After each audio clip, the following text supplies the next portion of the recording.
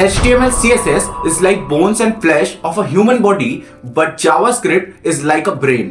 If you don't understand this line, means you are a complete beginner in front-end development. तुमको ये चीजें समझनी है, तुमको फ्रंट एंड में आगे बढ़ना है, तो ये वीडियो तुम्हारे लिए।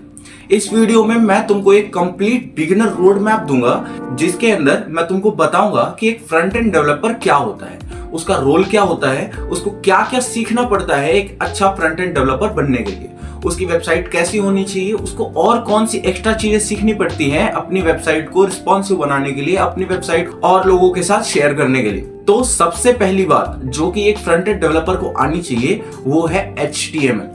HTML एक ऐसी लैंग्वेज है जो कि तुम्हारे जैसे ह्यूमन बॉडी में बोन्स होते हैं, वो क्या करते हैं, तुम्हारे शरीर को एक ढांचा देते हैं जिसके ऊपर फ्लैश चढ़ाया जाता है बाद में। वैसे ही तुम्हारी वेबसाइट को जो ढांचा देने का काम है या उसको स्ट्रक्चर करने का जो काम है वह काम करता है HTML।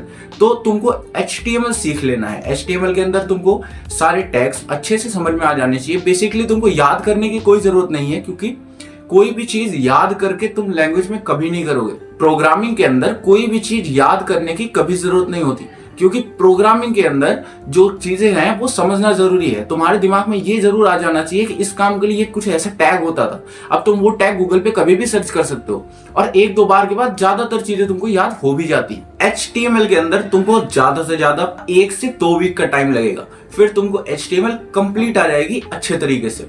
HTML सीखने के बाद तुमको CSS सीख लेना है। CSS के अंदर तुमको स्टाइलिंग करनी होती है। CSS बेसिकली बोन्स के ऊपर फ्लैश का काम करता है। फ्लैश क्या करता है, ह्यूमन बॉडी को सुंदर बनाता है। उसी तरीके से जो CSS है ना, वो HTML जो स्ट्रक्चर बना है उस स्ट्रक्चर को सुंदर करने का काम करता है CSS। मतलब CSS के अंदर तुमको स्टाइलिंग सीख लेनी है। बेसिकली कलर्स कैसे करना है, background colour, colours, basic animations. और CSS के अंदर कुछ चीजें खास और होती हैं कि ये पेज को या ये वेबसाइट को रिस्पॉन्सिव बनाने में काम आता है। रिस्पॉन्सिव इन द सेंस कि ये वेबसाइट तुम्हारी मोबाइल में कैसी दिखेगी, टैब पे कैसी दिखेगी, या किसी और स्पेसिफिक मोबाइल पे कैसी दिखेगी, ये काम करता है तुम्हारा CSS, यानी रिस्पॉन्सिव डिजाइन प्लस स्टाइलिंग। ठीक है। और बेसिक जो एनिमेशंस होते हैं वेबसाइट में वो भी काम तुम्हारा करता है CSS। ठीक है। CSS सीखने के बाद अपन को क्या सीखना है, CSS सीखने के बाद तुमको सीखना है जावास्क्रिप्ट तुमको सीखनी है। एडवांस जावास्क्रिप्ट तुमको सीखनी है। बेसिकली जावास्क्रिप्ट सीखने में तुमको लगेंगे 1 से 2 महीने। इस टाइम के अंदर तुमको कंप्लीट जावास्क्रिप्ट आ जाएगी। अब इसके अंदर तुमको क्या क्या सीखना है, एसिंक अवेट। बेसिकली ये काम आते हैं किसी भी बटन को टाइम देने में।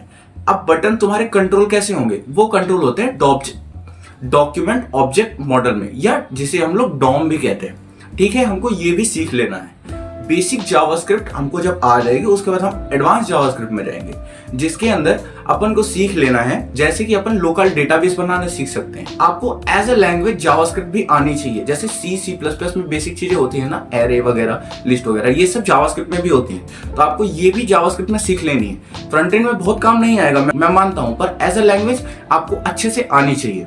ठीक है।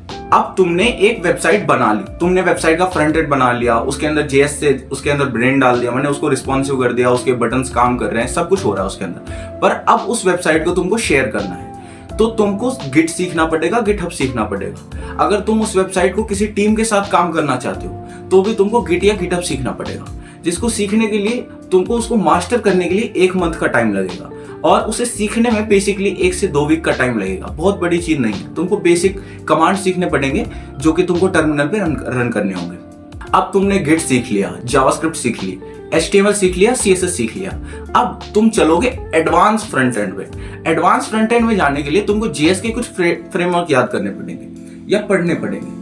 बेसिक फ्रेमवर्क्स, या मैं कहूंगा जो बेस्ट फ्रेमवर्क है जो इंडस्ट्री में यूज होते हैं, वो है रिएक्ट और AngularJS। ये मोस्ट यूजफुल है और सबसे ज्यादा इंडस्ट्री में यूज होते हैं, तो इनको सीखना बेस्ट होता है। इसके बाद तुम इसके अंदर नोड और NPM भी सीख सकते हो। बेसिकली JS एक ऐसी लाइब्रेरी है जिसको चलाने के लिए तुमको कोई भी ऐसा ब्राउजर चाहिए होता है या V8 इंजन चाहिए होता है, जो कि क्रोम या एज ये सब यूज करते हैं। अगर तुमको जावास्क्रिप्ट चलानी है तो तुमको V8 इंजन चाहिए होता है। अब V8 इंजन बेसिकली ब्राउजर्स में मिलते हैं, मगर अगर वही तुमको टर्मिनल पे चलाना है तो तुमको Node.js इंस्टॉल करना पड़ेगा, जिसके अंदर V8 इंजन होता है, जो कि जावास्क्रिप्ट को टर्मिनल पे रन करने में मदद करता है। ठीक है। तो तुमको Node सीख लेना है, NPM सीख लेना है। ठीक है। अपन ने यहाँ तक सीख लिया। अगर तुमको यही काम मतलब कि रिएक्ट को मोबाइल पे यूज करना है, मोबाइल ऐप बनाना है, तो तुमको रिएक्ट नेटिव सीख लेना है। ठीक है, चलो अपना जावास्क्रिप्ट फ्रेमवर्क हो गया। अब स्टाइलिंग के लिए अपन के पास टेलविंड सीएसएस है। सीएसएस को आसान बनाने के लिए स्टाइलिंग के अंदर टेलविंड सीएसएस है। ठीक है, टेलविंड सीएसएस सीख ली। और भी कुछ है पर वो कुछ खास नहीं जो इंडस्ट्री में कुछ यूज होता है। जैसे सैस करके एक है, ये भी है पर ये इंडस्ट्री में कुछ खास यूज नहीं होता, या यूज होता भी है तो अपन के लिए अभी इंपॉर्टेंट नहीं है। अब यहाँ तक सीखने के बाद अब आपके पास बच गया टाइम, क्योंकि आपने सब कुछ सीख लिया फ्रंट एंड के अंदर, कंप्लीट हो गया करीब करीब आपका फ्रंट एंड। पर अब आप क्या कर सकते हो, वो कुछ बेसिक फ्रेमवर्क्स और सीख सकते हो। जैसे जीसेप सीख सकते हो आप, जिससे आपकी स्क्रॉलिंग से आप कुछ भी कर सकते हो। जैसे बेसिक आपने साइड कप गोल्फ करके एक वेबसाइट है उसको देखा होगा, उसके अंदर भी कुछ ऐसा है। जैसे आपने एप्पल का जो VR है ना, उसकी वेबसाइट देखी होगी, उसके अंदर भी जीसेप का यूज हुआ है। तो आप ये बेसिक फ्रेमवर्क सीख सकते हो, लेनिस सीख सकते हो। बहुत सारी ऐसी फ्रेमवर्क्स हैं जो कि मदद करते हैं। आप कैनवस सीख सकते हो। कैनवस क्या करता है, एप्पल का जो VR है उसकी जो वेबसाइट है उसके ऊपर भी कैनवस का यूज हुआ है, आप कैनवस सीख सकते हो। बहुत सारी ऐसी चीजें हैं, बहुत सारे ऐसे फ्रेमवर्क्स हैं जो आपको मदद करते हैं आपकी वेबसाइट की UI को एडवांस बनाने में। ठीक है, तो आप उन फ्रेमवर्क्स को भी सीख सकते हैं। और जब सब कंप्लीट हो जाए तो आपको प्रोजेक्ट बनाना है, पोर्टफोलियो बनाना है। स्मार्ट और एडवांस प्रोजेक्ट बनाना है आपको फ्रंट एंड के ऊपर, उसे अपनी पोर्टफोलियो पे डाल देना है। ये करने के बाद आपके पास काम तो आने ही लगेगा। ठीक है, यहां तक आए हो तो एक लाइक और कमेंट तो कर ही जाना, और अगर कंटेंट अच्छा लगा हो तो सब्सक्राइब भी कर जाना, क्योंकि इस चैनल पे ऐसे ही कंटेंट आते रहेंगे।